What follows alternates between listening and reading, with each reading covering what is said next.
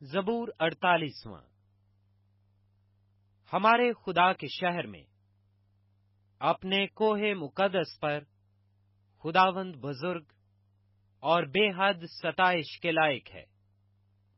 شمال کی جانب کوہ سیون جو بڑے بادشاہ کا شہر ہے، وہ بلندی میں خوشنما اور تمام زمین کا فخر ہے۔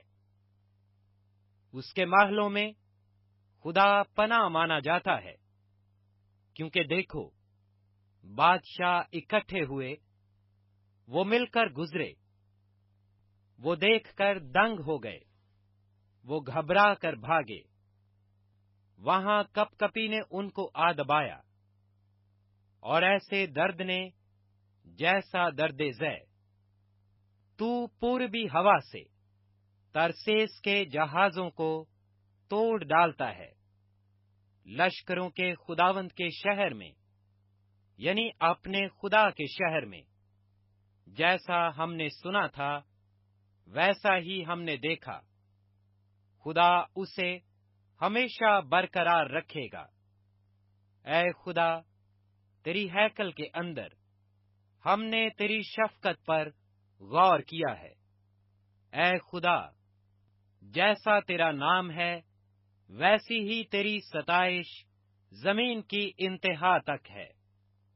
تیرا داہنا ہاتھ صداقت سے معمور ہے۔